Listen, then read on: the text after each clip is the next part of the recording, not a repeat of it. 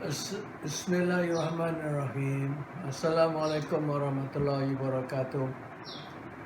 Hari ini kita masuk ke kuliah yang ke-19.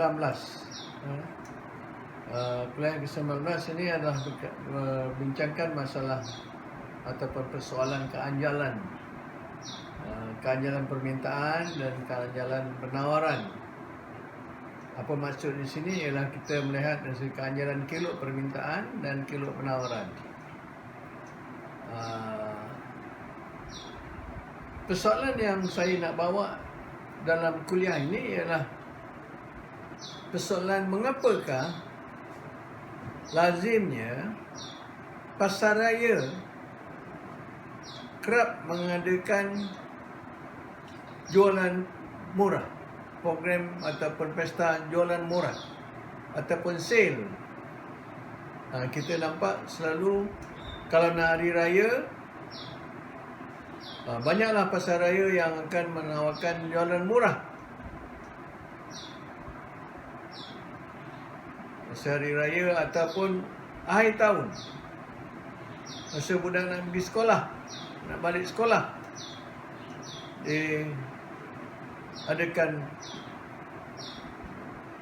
program jualan murah ataupun sale. Dan biasanya kalau saya lihat di Ion, masa sale dulu dia buka pukul 10 pagi, sebelum pukul 10 kereta dah beratur dah nak masuk ke pasaraya itu, berebut-rebut nak beli barangan yang ditawarkan dengan jualan murah. Mengapa keadaan ini berlaku? Ataupun kita juga melihat kadang-kadang ada pesta bola sepak. FAM kadang menurunkan harga, bagi diskaun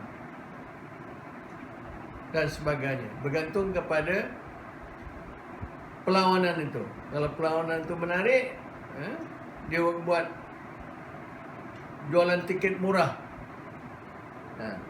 Semua ini ialah bertujuan untuk meningkatkan pendapatan mereka. Kita tahu bahawa pengusaha, firma, usahawan, tujuan asalnya ialah dia nak memaksimalkan keuntungan. Bagaimana nak naikkan keuntungan? Dengan menaikkan jumlah jualan. Kalau kita perhatikan di masa jualan murah ni, ada setengah barang aja yang dijual murah. Ada setengah barang ni tak jual murah tau. Kita tidak pernah mendengar atau melihat beras dijual pada harga separuh atau 50% diskaun. Tidak ada. Garam tidak pernah dijual dengan harga murah ataupun lebih rendah daripada harga biasa. Tidak ada. Yang biasa dimasukkan dalam program jualan murah ini ialah barang-barang seperti pakaian, baju, seluar, barang-barang dapur, periuk belanga, pinggan mangkuk dan sebagainya. Jadi untuk menerangkan ini, kita mesti faham ini ada kaitan dengan keanjalan permintaan. Terutama sekali keanjalan permintaan. Jadi dia akan menunjukkan keanjalan permintaan.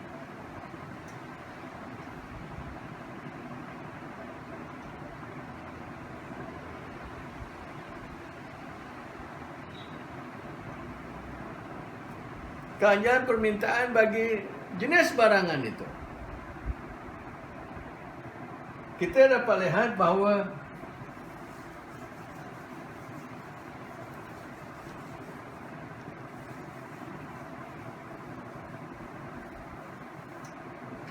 kalau permintaan adalah mencurun ke bawah daripada kiri ke kanan.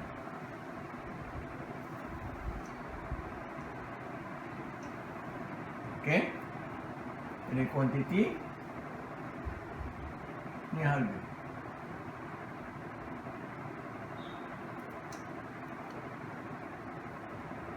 Kalau permintaan ini, kadang dia, ya semua dia mencurun ke bawah daripada ke kanan.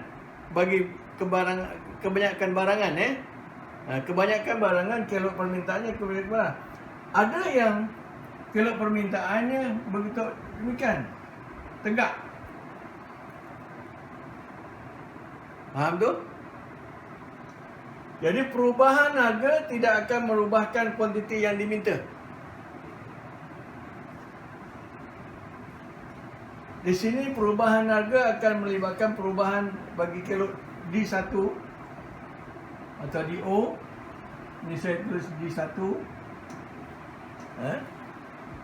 Kilo D1, perubahan harga, perubahan dalam harga ini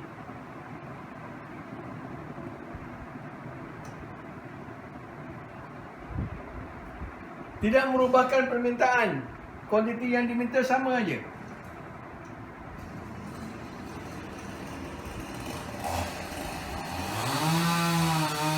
Tapi barang kalau permintaan di kosong, perubahan harga ini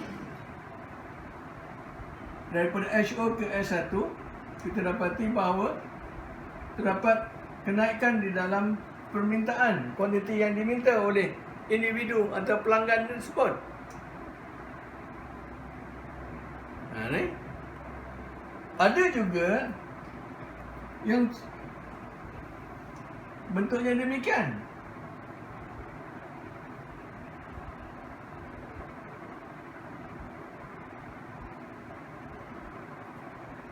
Perubahan harga ke H2 kepada H1 ni, tengok.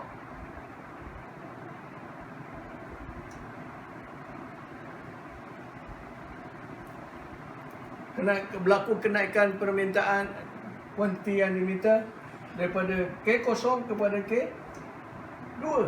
Kenaikan yang besar. Perbezaan kelok-kelok ini adalah disebutkan oleh dalam ekonomi, istilah ekonomi adalah perbezaan keanjalan kelok ini. Faham? Keanjalan. Iaitu perubahan harga akan menyebabkan perubahan kuantiti yang diminta. Faham Harga dulu yang berubah, bukan kuantiti yang berubah. Harga dulu yang berubah. Jadi ini sebut oleh dalam ekonomi dia ada perbezaan ini disebut kilo permintaan yang tidak anjal, anjal dan sangat anjal. Faham? Jelas tu Jadi sebagai pengusaha, dia akan melihat, dia mesti memikirkan apakah barangan yang kalau diturunkan harganya, jumlah kuantiti yang diminta oleh pengguna itu akan naik dengan begitu banyak sekali. Kerana kenaikan kuantiti yang diminta ini, perubahan ataupun kenaikan daripada KO ke K2 ni akan menyebabkan perubahan ataupun kenaikan dalam pendapatan mereka.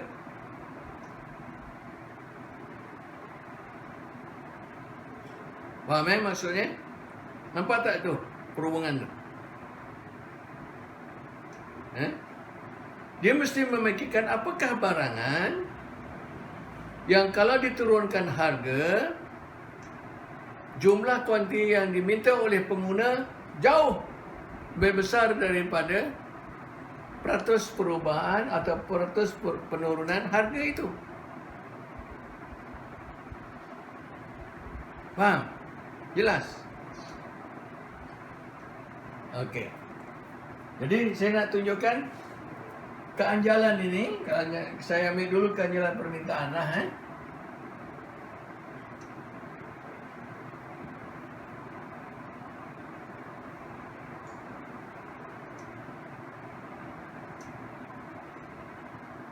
Ia mengukur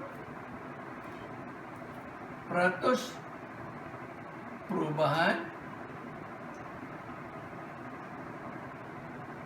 kuantiti yang diminta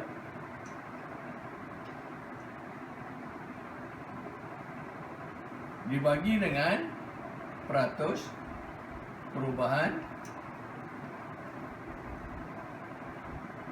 kuantiti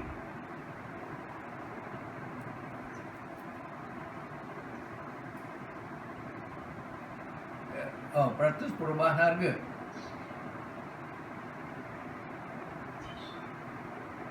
Barang itu.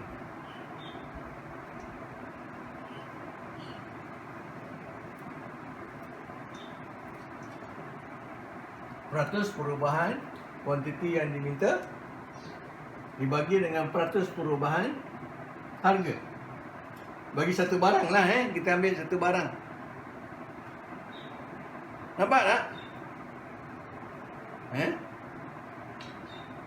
Saya nak ambil contoh yang lebih dekat dengan saudara-saudari lah.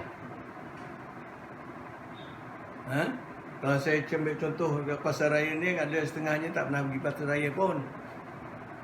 Bukan saya nak underestimate, tapi kalau budak kampung yang duitnya tak banyak, dia tak pergi ke pasar raya.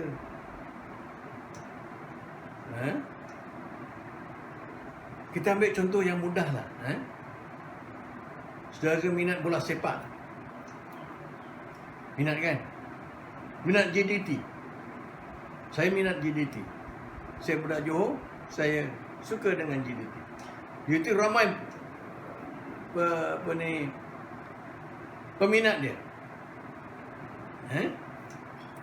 Jadi stadiumnya besar. Katakan dia main final di stadium Bukit Jalil, boleh muat 80,000 orang.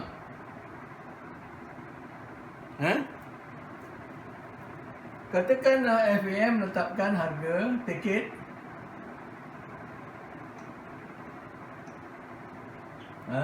dan jumlah penonton yang datang.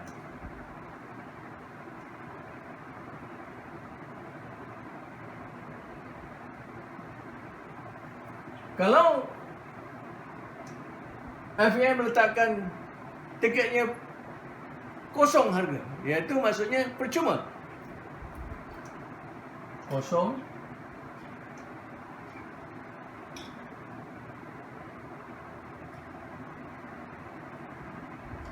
Kosong.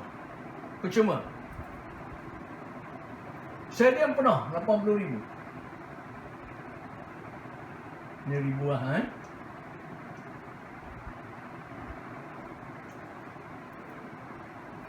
Tapi FAM dapat duit tak?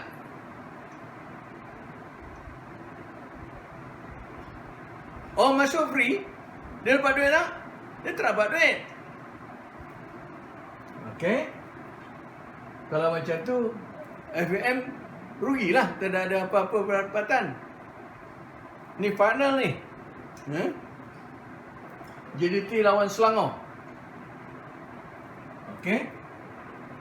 Kalau letakkan RM10,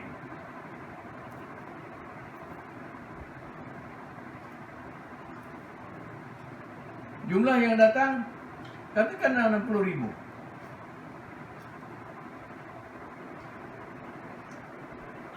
RM20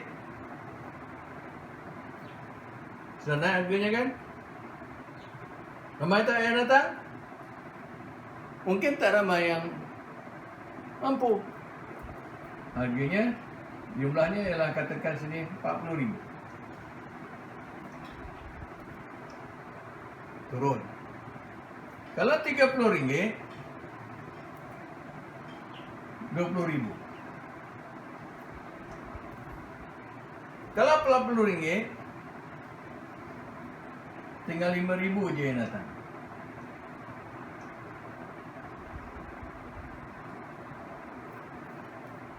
Nampak? Ini data bagi permintaan penonton bola sepak pelanan akhir FAM di antara Johor, Darul Ta'zim, JDT dengan Selangor. Kamu sokong sama mana? Kamu sokong mana? Saya sokong JDT. JDT best. Handal-handal semua. Okey? Jadi saya nak tengok,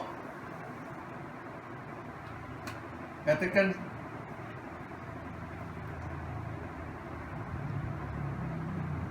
pengarah GTT, pengarah FAM jemput saya dekat berapa harga yang saya nak tawarkan, nak kenakan kepada penonton. Kalau saya bagi free, penuh. Tapi saya tidak dapat untung, tidak ada dapat apa-apa pendapatan. Nak kendalikan perlawanan itu merupakan kos yang tinggi. Kalau saya kenakan RM10, yang datang RM60,000. Jadi kita akan dapat, FAM akan dapat duit lah. RM60,000 kali dengan 10 dapat RM600,000. Betul? Atau 6 juta. Saya dapat duit lah.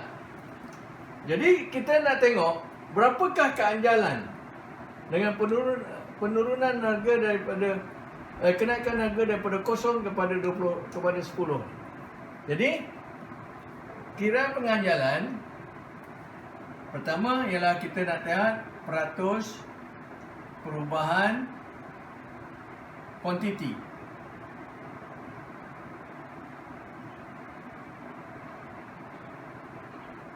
Iaitu penonton lah dalam kes ini.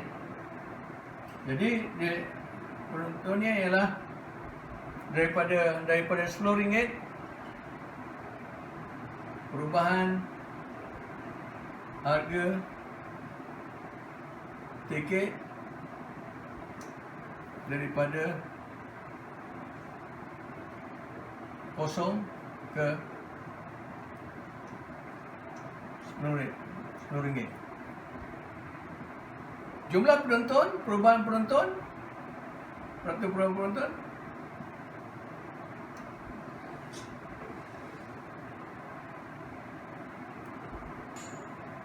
dibagi dengan perubahan harga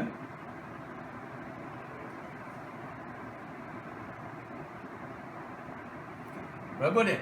Okey, cuba kita kira. Kuantiti asal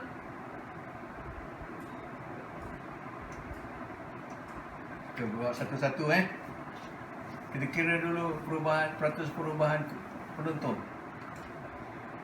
Iaitu penonton asal berapa? Penonton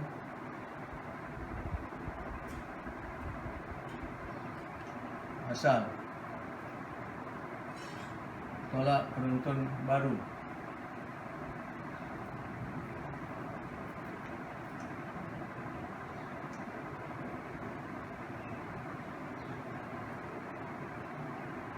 Bagi dengan penonton asal bilangan.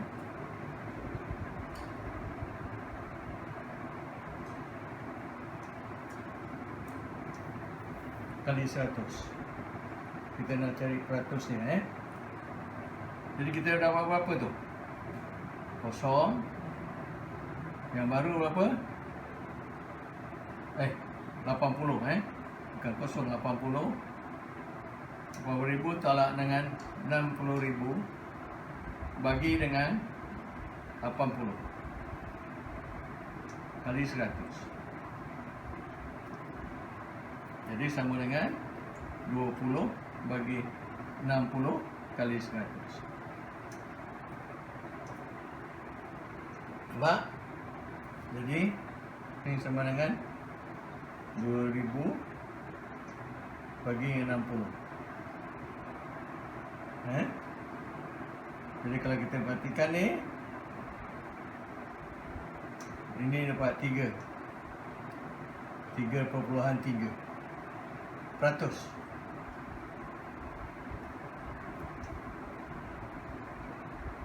Kemudian berapakah perubahan dalam harga?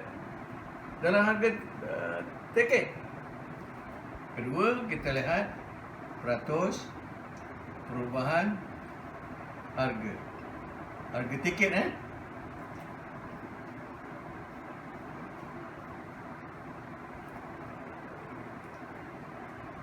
Jadi berapa dia? 0 tolak 10 bagi 0 kali 100. Berapa tu? Tolak 10 kali 100. Jadi berapa?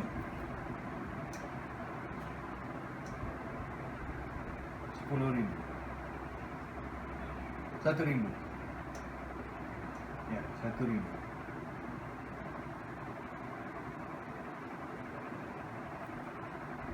%1,000.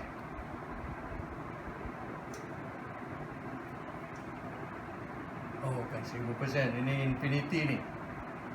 Bagi dengan kosong. Ya, infinity.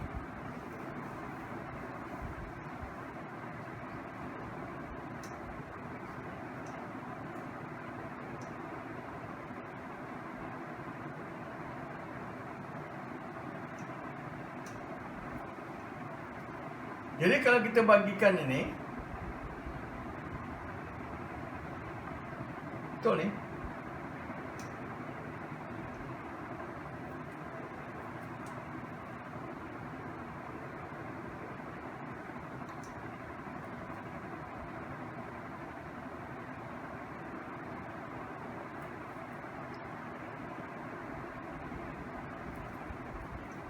Jadi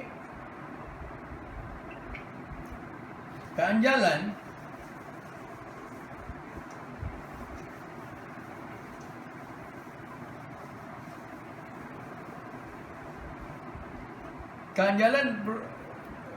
kelok tadi daripada harga kosong kepada RM10 ialah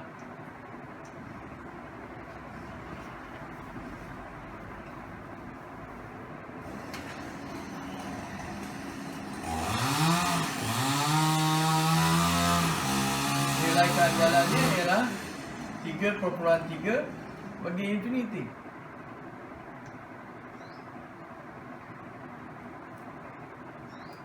Apa jadinya? Ini sangat kecil. Sangat kecil.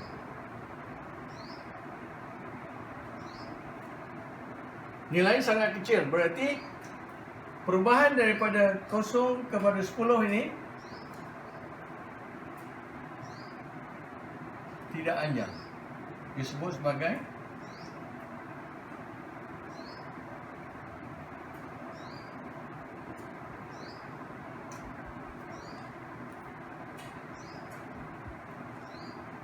tidak anjang. Pergerakan di sini tidak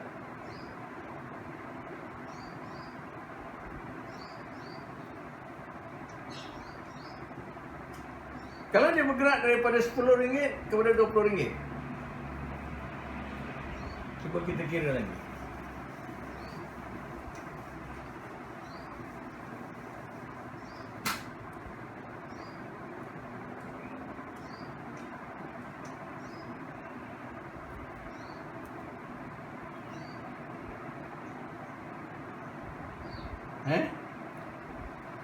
Jadi peratus perubahan kuantiti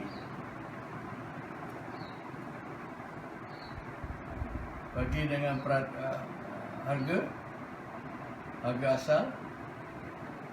Ini peratus perubahan ini sama dengan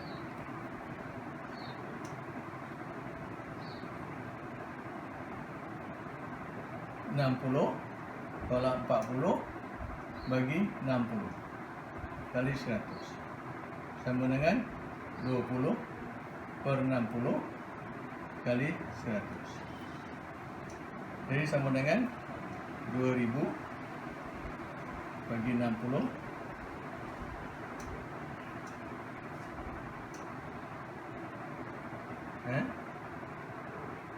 kuantiti 60. Jadi 33 lebih peratus.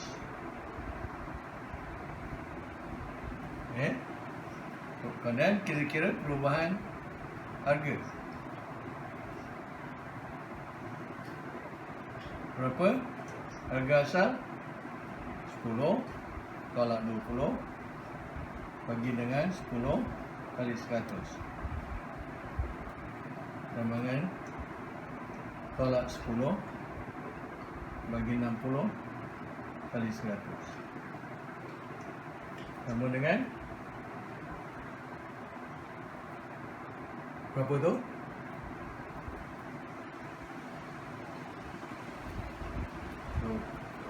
200 bagi 6 30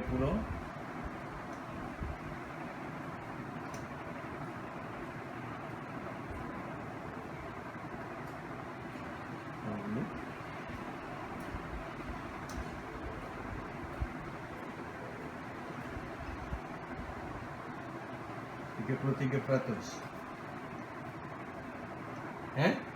Jadi ganjalannya, nilai ganjalan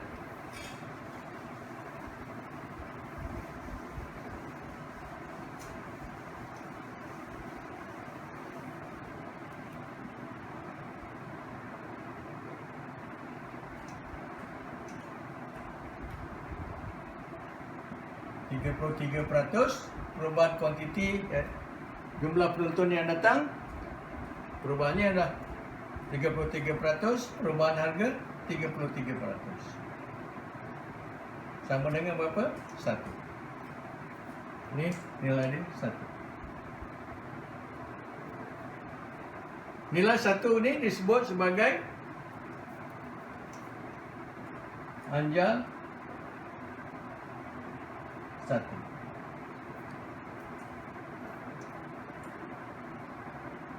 Cuba kita tengok lagi kalau harganya naik kepada 20 ke 30.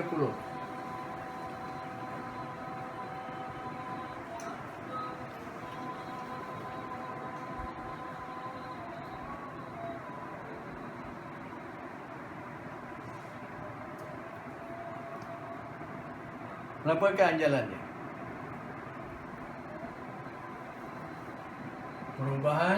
Perubahan kuantiti bagikan kuantiti asal sama dengan berapa tu? 40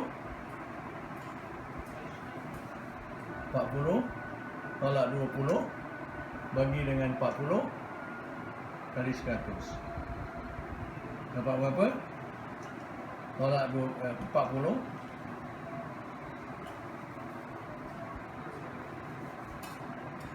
jadi 20 bagi 40 kali 100. Berapa jumlahnya?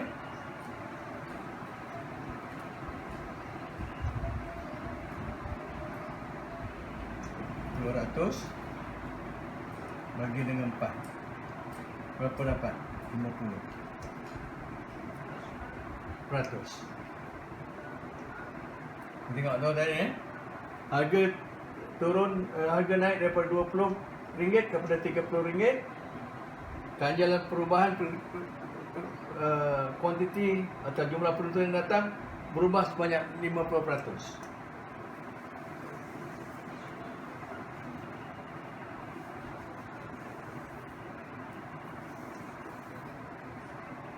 Ratus perubahan harga bagi dengan harga asal sama dengan 30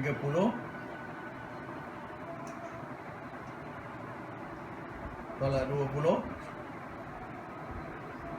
bagi dengan 30. Bagi dengan 20. Harga asal.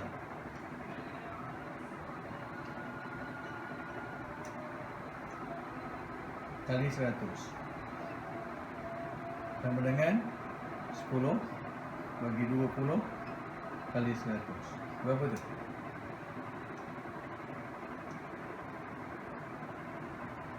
5. 50 100. Jadi perubahan harga ini akan menyiapkan anjalan sama dengan 1 anjal. Tapi kalau harga naik daripada 30 kepada 40, apa yang berlaku?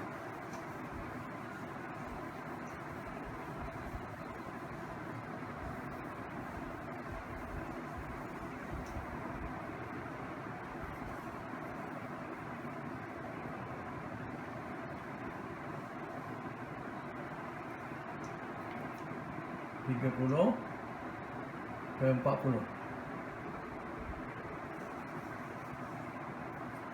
Perubahan kuantiti ini kuantiti asal 5 20 tolak 5 bagi dengan 20 kali 100 sama dengan 15 bagi 20 kali 100.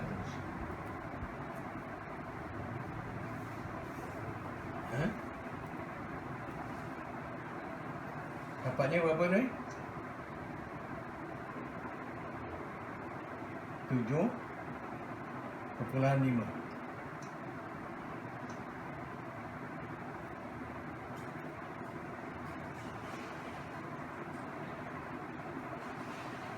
Betul? 70. 150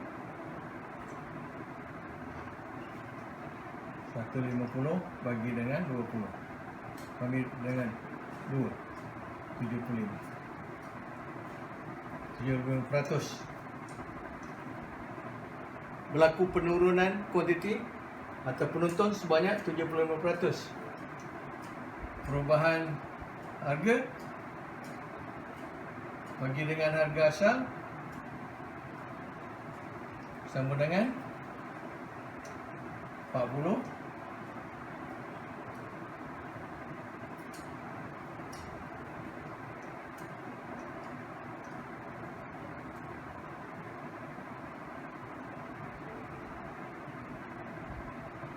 kuantiti asal 5 kali.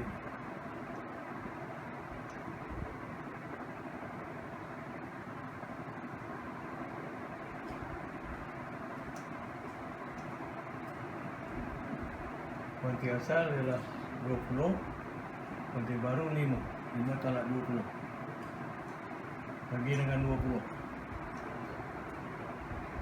Jadi tolak 15 tolak 75%.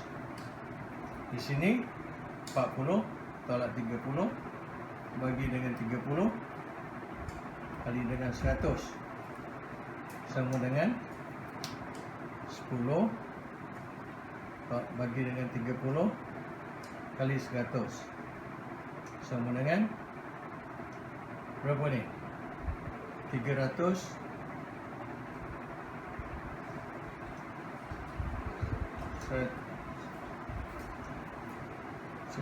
bagi dengan 3. Jadi 3 kali 3 33%. Lebih kurang lah. Kita tengok saudara-saudari sini. Apabila dia bergerak ni, jadi keanjalan, nilai keanjalan nilai ekonomi ditulis gini, ada gunakan simbol ni 75 bagi dengan 33. Ini sama dengan lebih kurang 2. Nilai keanjalan 2. Jadi kenaikan harga daripada 30 kepada 40 akan berada pada ganjalan 2. Jadi kalau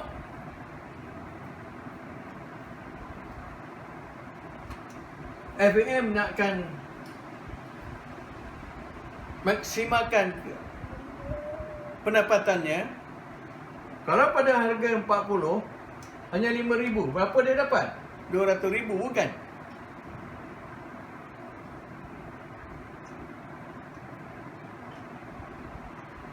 Betul? 200,000. Kalau dia turunkan harganya kepada RM30, dapat 20,000. Pendapatan naik tak? 60,000, 600,000. Kalau diturunkan lagi kepada 40, kepada RM20, dari 40,000 dapat 80,000. 800,000. 800,000 pendapatan dia. Kita boleh tengok dari segi raja, apa yang dimaksudkan dengan keanjalan permintaan ini ialah didapati gini nih. Kuantiti harga RM40, dia dapat RM5,000 je.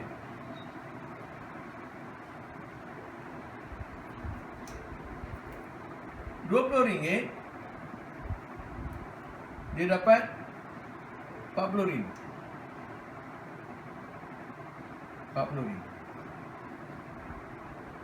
Dia tak kenakan bayaran, tiket free, dia dapat RM80,000, penuh stadium. Jadi elok dia dalam bentuk demikian. Kalau permintaan turun ke bawah dari kiri kanan, dia bersilanglah dengan, kita buat sini baru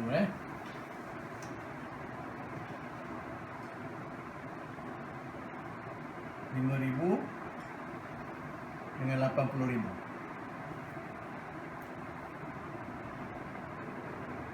Keanjalan bagi kelok-kelok di atas kelok ini berbeza di antara titik-titik di atas, ataupun berbeza pada tingkat harga yang berbeza. Semakin tinggi harganya, di sini bahagian ini disebut anjal. Di titik tengah ini ganjalannya 1. Di bawah ini tidak anjal, disebut tidak anjal.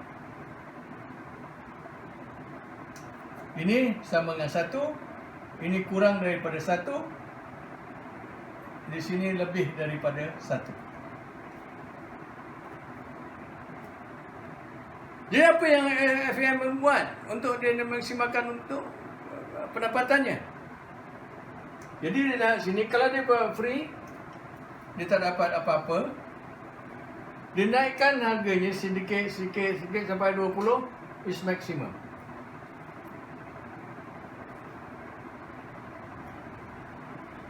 Kalau dia naik lagi, harganya naik daripada 20, lebih daripada 20, kita dapati bahawa sampai ke 40 ni, dia anjal. Jadi peratus penurunan kuantiti yang atau kuantiti bilangan penonton yang datang tu akan turun dengan lebih banyak daripada peratus kenaikan dalam harga. Jadi di sini kita dapati bahawa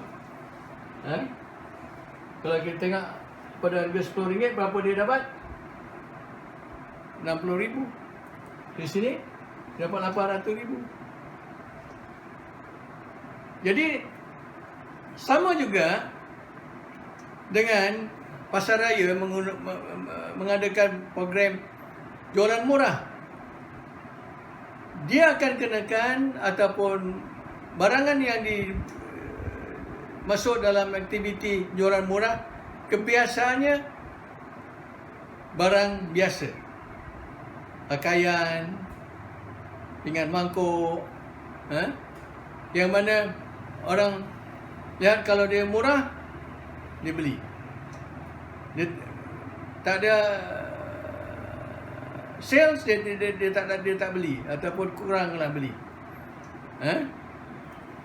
Jadi kalau kamu perhatikan di pasara ya, kali ni apa boleh kamu pergi pasara, kamu tengok apa yang dilabelkan di atas barang itu. Sales, harga asal tinggi, katakan RM100. Kemudian sale, harga sale berapa? RM50. Jadi kita nampak itu, oh dulu harganya tinggi, sekarang harganya murah. Kalau dulu baju kita mampu beli satu, sekarang apabila harganya diskaun sampai 50%, kita bukan beli 2, kita beli mungkin 5, murah. Jadi barang itu dia sebut sebagai anjal. Jadi adalah lebih untung bagi pasara itu mengadakan sales pasal barang yang itu disebut barang anjal, berada di kilo atas ni, iaitu kilonya anjal. Peratus perubahan kuantiti yang diminta akan ataupun yang dibeli adalah lebih banyak daripada peratus penurunan harga itu. Kalau dulu dia beli 1, sekarang beli 5 kali ganda kan? Dia beli 5 kali ganda, tapi harganya turun cuma 50%.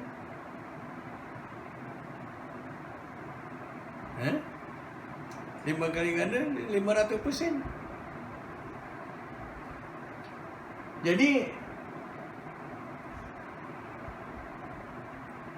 kenapa pasaraya menggunakan program sales? Biasanya adalah masa musim perayaan, tahun baru, Christmas dan sebagainya. Pasal masa tu orang ada duit, jadi dia nak baju cantik dan sebagainya, dia akan beli lebih banyak barang itu. Kalau dia jual murah, diturunkan harga, kuantiti yang dapat dijual naik dengan peratus yang lebih besar. Itu yang maksudkannya. Faham tak? Dan kita jarang sekali kita tengok. Besok kita akan terangkan apa yang dimasukkan kilo anjal, kurang anjal, tidak anjal. Hari ini saya sampai di sini dulu. Tapi saya nak ingatkan saudara-saudari, pengiraan ini dalam STPM, dalam belajar biasa, jangan jadi satu benda yang menakutkan. Dan dia tak keluar soalan pengiraan. Dia hanya tahu konsep anjal, tak anjal. Itu je konsepnya. Besok kita akan terangkan balik apakah jenis-jenis barangan yang perkiraannya anjal, kilonya anjal dan tidak anjal dan sebagainya. Okey? Senang kan? Jangan confuse tau. Jangan takut dengan pengiraan. Dia tak tanya dalam peperiksaan. Cuma kamu kena faham apa termasuk anjal dan tidak anjal. Okey? Terima kasih.